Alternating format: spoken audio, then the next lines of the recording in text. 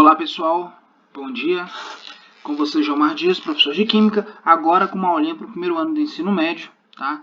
Que tem a ver com as leis das combinações químicas, né? Que são aquelas leis, aqueles postulados propriamente ditos, que envolvem as relações quantitativas de massa e de volume, né? Explicando o funcionamento de uma reação química.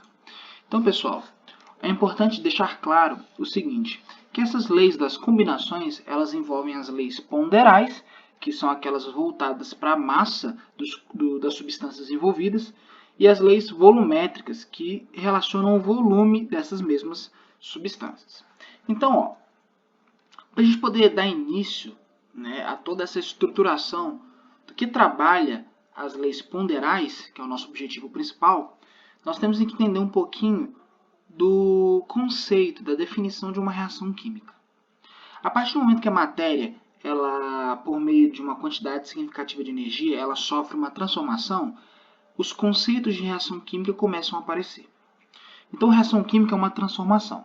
Então, podemos dizer que é uma transformação efetuada em um sistema, tá, ok? Onde há modificação das substâncias iniciais, que nós vamos chamar de reagentes, tornando-se substâncias ou outras substâncias, né? Que nesse aspecto, né, a gente vai chamar de produtos. Então, de acordo com o que a gente está trabalhando aqui, definição de reação química é um fenômeno onde os átomos permanecem intactos. Durante as reações, as moléculas iniciais são desmontadas e os seus átomos são reaproveitados para montar novas moléculas. Tá, mas de onde surge essa ideia? Primeiro, o átomo ele não é criado e nem destruído. Ele simplesmente ele muda de posição, né? Ele forma outras substâncias a partir de mudança de parceiros, né? De outros átomos envolvidos no mesmo sistema. Então, como que a gente consegue descrever isso simbolicamente? A simbologia que a gente apresenta uma reação química. Lógico, nós utilizamos os elementos químicos, né, descritos pela tabela periódica dos elementos, mas existem alguns critérios, né, como as equações químicas. As reações químicas a gente pode dizer que são representadas pelas equações químicas. Primeiro, a parte importante de uma equação química é a presença da seta, tá? A seta de reação. A seta de reação ela aponta sempre para os produtos. Independente de onde ela estiver, a posição que ela estiver, ela sempre irá apontar para os produtos. Tá? Tudo que vem antes da seta, né, nós vamos chamar de reagentes, são aquelas substâncias que vão ser desmontadas. A partir do momento que elas absorvem energia, chegam em um certo nível energético, essas ligações, essas interações se rompem e elas formam outras substâncias a partir daí. Beleza? Então, esses exemplos aqui mostram uma substância A mais B, duas substâncias, na verdade, né? Um reagente A mais o reagente B, a partir de uma transformação de uma reação química, eles se tornam AB, que é o nosso produto. E aqui embaixo está o contrário. Quando esse AB, que é o nosso reagente, nessa questãozinha, né? nesse exemplo, sofre uma reação química, a seta de reação, e dá origem a duas substâncias, A mais B. Professor, é sempre assim? Duas formam uma e uma podem formar duas? Não, necessariamente não significa que AB, nesse caso, formaria só A mais B, dependendo da situação. Aí foi um exemplo. Mas, às vezes, muitos reagentes formam um produto, ou muitos reagentes formam dois produtos. Depende das características dessas reações. E que nós vamos ver mais para frente, né, mais detalhadamente. Belezinha? Tá. Agora, focando mais, né, na lei das combinações químicas, só que agora nas leis ponderais, tá bom? Lei ponderal, gente, é aquela lei, parte de um postulado que leva em consideração a massa das substâncias que compõem, que fazem parte de um processo reacional. Então, o que são essas leis ponderais? Tá aqui, leis experimentais que regem as reações químicas, quantificando, né, fazendo uma relação das massas dos componentes. Beleza? Então, basicamente, essas leis relacionam as massas dos reagentes e produtos em uma reação química qualquer. Então, essas são as leis ponderais. Dessas leis ponderais, eu vou levar em consideração nesse estudo, nesse vídeo, a lei de Lavoisier e a lei de Proust. Tá. Atenção aqui. Primeiro, lei de Lavoisier, muito comum. Antoine Lavoisier. Tá? Na natureza, nada se cria e nada se perde. Tudo se transforma. É o postulado de Lavoisier. Tá? É a ideia de início. É o que explica para nós lá no começo dessa videoaula, que fala que os átomos eles não são destruídos, né? E nem criados. Eles só se remontam, né? Se montam de uma forma diferente do que nas suas substâncias iniciais, a partir de uma quantidade suficiente de energia, né? O sistema, o local onde essas moléculas, esses átomos estão, também influencia, tá? E além de outros fatores. Então, ó, a gente pode dizer o seguinte: com a lei de Lavoisier, podemos concluir que numa reação química, em um sistema fechado, o somatório da massa dos reagentes é exatamente igual à massa total dos produtos obtidos. Então, tudo que eu tenho no início nos reagentes de uma reação, a massa total terá que ser igual à massa final, a massa dos produtos nessa reação. Vamos lembrar de uma balança, ou seja, o processo reacional segue um nível considerável de equilíbrio. Então, você não pode ter um desequilíbrio. Segue essa questão do equilíbrio, é o que estabelece o critério da lei de Lavoisier. Então, ó, analisando os dois exemplos. Tá? Exemplo 1. Vou até afastar o exemplo 2 aqui. Ó. Beleza. Exemplo 1. Substância A, ó, essa substância A, aqui, ó, vou colocar aqui e vou preencher o fundo aqui. Se relaciona com uma substância B, que eu vou colocar de outra cor aqui para facilitar o nosso, não muito escuro, aqui, nosso estudo. E a partir desta reação, olha a seta de reação, eles dão origem a uma substância totalmente diferente, que é a substância AB.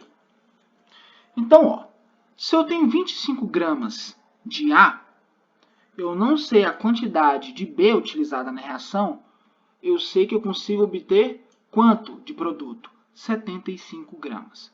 Gente, esse exemplo 1 e o exemplo 2, né, que eu vou passar depois, são situações, condições para que a lei de Lavoisier ela seja expressa a partir de cálculos, né, de utilizar o instrumento matemático para poder resolver esse tipo de situação. Então, gente, uma equação química nos lembra uma equação. Uma equação matemática, ela leva em consideração a relação do primeiro termo, o que está antes da igualdade, e o que está relacionado com depois da igualdade. Então, se for pensar, é parecido, não é? Relação entre os reagentes que estão antes da seta de reação e o produto que está na frente da seta de reação. Quer ver? Vamos resolver aqui, ó. Se a substância A tem 25 gramas, eu não sei quanto é a substância B. O que eu não sei eu chamo de X. Vai ser igual ao valor de quanto? 75 gramas. Então, ó, utilizando o meio matemático, x vai ser igual. Por quê? O x vai ser igual nesse caso? Ó, porque eu estou isolando ele, é minha variável. Então, ó, o que é o 25 vai passar para o outro lado, negativo. Então, eu repito, 75 gramas. O que era positivo vira o quê? Negativo, porque passou do outro lado da igualdade. Então, ó, x é igual a 75 menos 25, beleza? Então, o x vai ser igual a... Isso, moçada, pensou rápido? 50 gramas. 50 gramas de quê? De substância. Qual é a substância? Substância B. Belezinha? Professor, como que eu sei que está certo? Ó, vamos substituir a substância B aqui, ó. 50 gramas. Aí.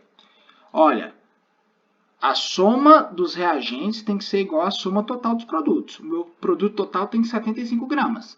Então, ó, 25 mais 50 dá quanto? 75. Então, a nossa reação está equilibrada e segue o princípio da lei de Lavoisier, né, que também é chamada de lei da conservação das massas. Belezinha? Vamos para a próxima? Vamos continuar aqui, ó. Exemplo número 2. Tá? Mesma situação. Substância A mais substância B dá origem à substância AB, 205 gramas. Tá?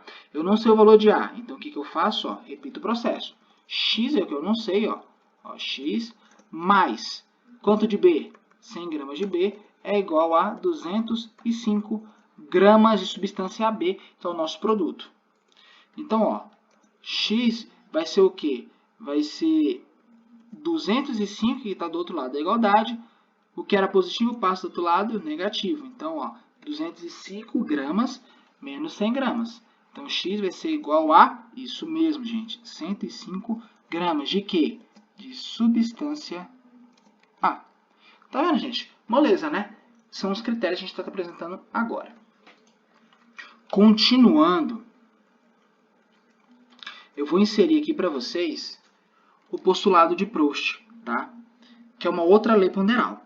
Essa lei ponderal ela leva em consideração as proporções constantes ou proporções definidas.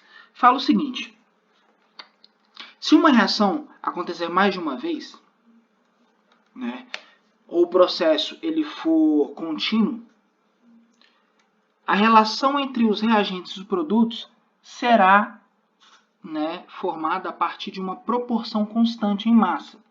Tá? E tudo que é formado a partir dessa proporção constante de reagentes, né, também terá uma proporção, né, constante em termos de produtos. Então, matematicamente falando, se, por exemplo, você tiver que fazer um bolo, você vai utilizar 3 ovos. Mas se você tiver que fazer 2 bolos, né, você não está aumentando a quantidade de bolos, então você vai ter que aumentar a quantidade de ovos, porque senão você não atinge a perfeição da sua transformação química. Então, tá vendo? Eu aumentei um lado, né, que é a quantidade de bolos, e tive que aumentar a quantidade de reagentes. Isso são as proporções definidas de Proust, beleza? Então, ó, como que eu vou exemplificar isso? Ó, eu vou fazer uma colinha ali do exemplo anterior, para você poder enxergar. Ó. Exemplo de Proust. Geralmente esse exemplo ele vai acontecer com mais de uma reação ao mesmo tempo, simultânea, né? Nós dizemos que mais de um experimento. Então, ó, vamos compreender que isso aqui é a nossa primeira reação, nosso primeiro experimento. Eu não sei quanto é a substância A. Então, ó, eu vou inserir uma linha para baixo, que vai ser o nosso segundo experimento, tá? Então, ó, eu sei que o valor aqui será 100 gramas, tá bom? Ó, 100 gramas. Eu não sei o valor daqui, eu vou chamar de Y, tá? E aqui eu não sei o valor, vou chamar de Z. Então, observa, gente, eu tenho 2 experimentos, né? Eu tenho o primeiro experimento, aqui tem o x mais 20 gramas é igual a 50, e na parte de baixo eu tenho o segundo experimento. Se eu fosse começar pela parte de baixo, né, por essa segunda linha aqui, ó, eu não conseguiria fazer, porque eu possuo 2 variáveis. Então, toda vez que existe uma tabela dupla com mais de uma variável, você tem que ter ciência que você vai ter que utilizar, né, os princípios matemáticos da lei de Proust. Então, bora lá. Vamos começar, lógico, do começo. Então, ó, como que eu isolo x? X vai ser o quê? Mais 20 gramas é igual a 50 gramas, beleza? Então, x vai ser igual a quê? O 50 menos 20. Então, nosso x vai ser igual a 30 gramas. Então, acabei de obter o quê? 30 gramas. Molezinha? Ah, professor, mas dá para fazer direto? Dá, mas calma aí, vamos com calma. Olha lá, 30 gramas. Beleza? 30 gramas. Agora, vamos entender a proporção definida. 50, durante o primeiro experimento, foi o meu produto. Mas, de repente, no segundo experimento, ele passa a ser 100. Então, de 50 para 100, aumentou ou diminuiu? Aumentou. Então, se aumenta o valor no experimento de baixo, significa que houve uma multiplicação. E de acordo com o postulado de Proust, a lei de Proust, fala o seguinte: se um dos lados, né, da minha equação química sofre um aumento, tudo da minha reação também vai sofrer esse mesmo aumento, nessa mesma proporção, é constante. Então, se 50 para 100 multiplicou por 2, todos os outros valores serão dobrados. Então, ó, na substância B não eram 20 gramas? Então, ó, para encontrar Y, basta pegar o quê? O 20 gramas e multiplicar por 2. Então, ó, o nosso y vai ser igual a quanto? 40 gramas. Beleza? Ó, moleza, né? E agora o z é o mesmo princípio. Ó. Se houve uma dobra, então ó, z é igual a quanto? 30 vezes 2. Então, ó, z é igual a quanto? 60 gramas. Professor, como que eu sei que isso aqui vai estar certo? Como que eu sei que isso está certo e não vou ter problema depois? Analisa, gente. Analisa. Se agora aqui ó, é 60, ó a prova real, 60 gramas, e aqui agora é 40 gramas, tem que seguir a lei de Lavoisier, né? Tudo no início tem que ser igual a tudo no final. A massa total dos reagentes tem que ser igual à massa total dos produtos. Então, ó, 60 mais 40 dá quanto? Dá 100, tá certo. 30 mais 20 dá quanto? 50, tá certo. Então, pessoal, os valores batem. Então, como a matemática é uma ciência exata, os valores têm que dar correspondentes ao que a gente está pensando, de acordo com esses postulados. E é isso aí. Então, a partir dessa ideia, dessas leis de combinação, explica-se muita coisa sobre as reações químicas, né? E como que funcionam essas interações entre os átomos e as moléculas e as quantidades significativas de energia. Eu espero que vocês possam acompanhar esse vídeo inteiro, tá? Tá um pouquinho longo, mas é bom para vocês, né, nesse estudo das leis das combinações. Espero que vocês gostem. Dá o like aí e tamo junto. Até mais, pessoal.